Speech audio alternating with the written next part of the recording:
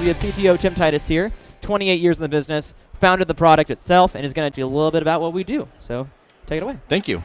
So you guys are in charge of networks or phone systems or both. At the end of your day, you're wanting to go home, and you end up getting sabotaged by the angry VP that had the call quality problem that happened at noon. And they say, you cannot leave work until you get this problem solved. So everyone's lived that nightmare. I've lived that nightmare. I got frustrated by the fact that I had access to every troubleshooting solution on the market, and yet I still couldn't solve that problem. So how do you solve this problem? The desired results, really what you're looking for is you want a root cause plain English answer. You want something like this. To be able to say that the VoIP phone call between the CEO and the VP that happened earlier in the day at noon, it was poor because port number 6 on the finance switch was dropping 13% of its packets due to a cabling fault. That tells you exactly what went wrong so that you can go get the problem fixed, and you don't have to have that problem happen again. So, how do you achieve the desired results? Well, this is how our solution works. We deploy on a single server in your infrastructure, and that server can be a virtual machine, a shared server, it really doesn't make a difference. But what we're going to do is we're going to go out and use SNMP, read-only community strings, to go collect information off your switches and routers. Now, you might be thinking, well, I have a monitoring software package that already uses SNMP to collect information, so nothing exciting here. The thing is, though, is that we're collecting different information than what your monitoring software goes after. We're collecting information that is valuable for troubleshooting. We're collecting routing tables, bridge tables, ARP cache, spanning tree, LLDP, CDP, even PoE information off of these devices. Then what we're going to do is collect the health, performance, and status of every interface in the entire infrastructure. What this leaves you with after just 12 minutes worth of deployment effort is total network visibility. You're going to get coverage everywhere. And if you think about it, your users and your management team both hold you to be responsible for this entire infrastructure. Yet you don't know enough about the infrastructure, which is why you have problems. We figure we're going to give you visibility that matches your responsibility. That way, you're going to know about problems before your users do. Secondarily, we're going to collect this information every 5 minutes. That way, if somebody comes up and says, hey, 20 minutes ago I had a problem, you're going to be able to answer the question of what happened because you know what the entire infrastructure did 20 minutes ago. The third thing is we're going to go far deeper than any other solution on the market and collect 18 error counters on every one of those interfaces. Something to think about. Cisco put an incredible amount of intelligence inside their devices. More than any other manufacturer, actually. The problem is this intelligence ends up sitting inside the box. You have to log into switches, log into routers, check interfaces, check error counters, check configuration, looking for that needle in a haystack, and I figure that's not the way to troubleshoot. We figure if we collect all 18 of these error counters, these FCS errors, these alignment errors, runt packets, giant packets, collision counters, and then put them through a heuristics engine that analyzes them to give you a plain English answer, you can get the problem solved quickly. As a result, we can diagnose cabling problems, half-duplex, duplex mismatch, VLAN tagging issues, jumbo frame misconfigurations, any sort of layer 1, layer 2, or layer 3 issue anywhere in the network, any point in time, now gets a plain English diagnostic. So here's what this looks like. You deploy, and within 12 minutes, we're going to have all of this information brought back, and we're going to tell you, here is what is broken in your network. That way, by minute 13, you can say, let's start fixing these problems. And you go out and realize that port 8 of this switch here, you've got a cabling fault. You go into the user's cubicle and you find out that they've been backing over their station cable 5 times a day with their desk chair. You figure, okay, that's an easy one to spot and fix. Rip out the station cord, put a new station cord in, route it around their desk chair, and that problem gets resolved. Now, it gets resolved within the next past 10 or 20 minutes because you know where the problem is, why the problem happened, and what's going on. Whereas trying to solve that problem on your own might take hours, days, or weeks of searching the network. The thing to recognize is that switch has been trying to tell you that about that cabling problem using its error counters for a very long period of time. If you knew what the error counters were trying to tell you, you could get the problem fixed.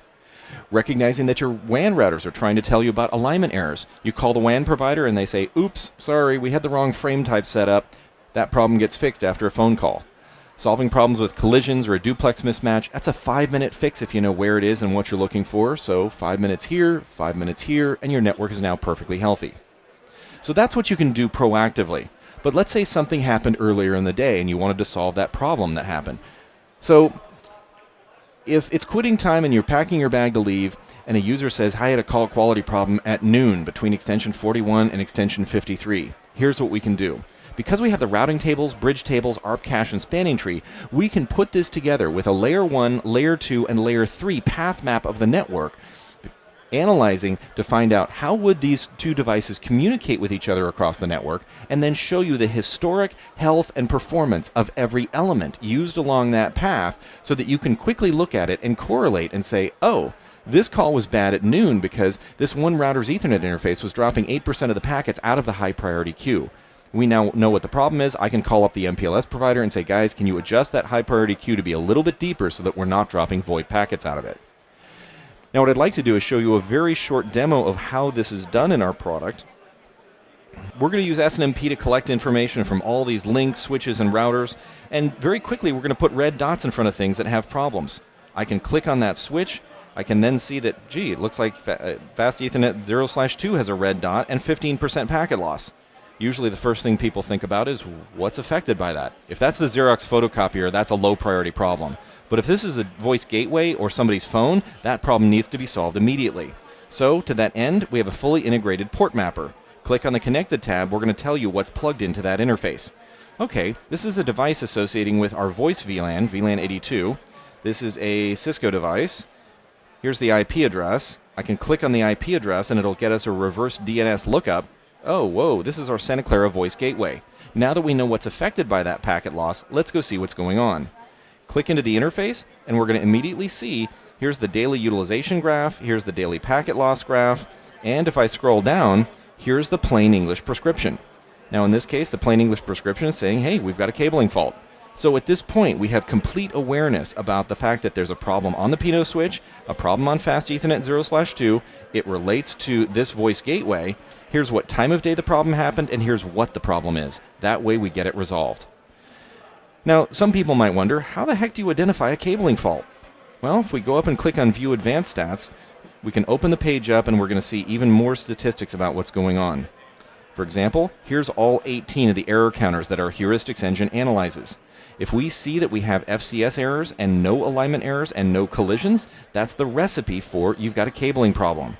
But if you had FCS errors with alignment errors but no collisions, you'd be on the full duplex side of a duplex mismatch. If you had FCS errors, alignment errors, and collisions, then you'd be on the half duplex side of that duplex mismatch. So the heuristics engine analyzes the presence and absence to give you that plain English answer of this is the most likely fault as to what's going on. Okay, so let's put this all together and do a path map. So if we have a user that said they had a call quality problem 2 hours ago, here's how you'd resolve it. Go to the Path tab, put in the IP address of the user's phone or PC, put in the IP address of the other phone or the gateway or the other device they're connecting to. I'm going to cheat here, but this is going to show every link, switch, and router used to connect those two. So here's the IP address of their phone. Looks like that phone is plugged into the Pinot switch, connected to Fast Ethernet 0/15, and that connection looks perfectly healthy over the past 24 hours. Perfectly healthy meaning perfectly healthy according to all 18 error counters. So we can be confident the problem is not happening here. Outbound, the traffic's going out the Pinot switch through Fast Ethernet 0/7, perfectly healthy. Keep looking, the Denver router looks perfectly healthy, inbound and outbound. Whoa. So the New York router on the outbound interface has this sporadic 1% packet loss that seems to be continuously happening. But if we look at this from current, 2 hours ago, we were dropping 3% of the packets. Since that's when that call traversed that interface, this is immediately a suspicious interface. Go click into the interface, read the plain English prescription, get the problem resolved. But then come back here and continue researching, because this might not be the only problem found. Gee, at the same time, inbound on the Bordeaux switch, we find another 1% packets lost due to running half duplex. That's an easy fix. Keep researching. Now we've come across our MPLS router. Now we have SNMP access to that MPLS router, and we're able to automatically determine that there's class-based QoS set up on that router. There's two queues. There's a high-priority voice queue and a default queue. Okay, well, the problem we have here is that there's no usage of that high-priority voice queue. That means that all of that voice traffic is dropping into the default queue. That's bad. Let's go see what's going on. We click into the interface and scroll down. We're going to see, here's that queue along with the match conditions. This is matching DSCP EE45. It should be EF46. That's why we're not getting voice class traffic through this, because it's dropping into the default queue. One quick phone call to the MPLS provider, they adjust that, problem solved. So What I'd like to do is finish up and say, don't turtle your network. Don't run an environment where you're going to be effectively caught off guard. And so if you have questions, go talk to our engineers here at our kiosks. They can end up showing you a bit more of the product. Other than that, thank you.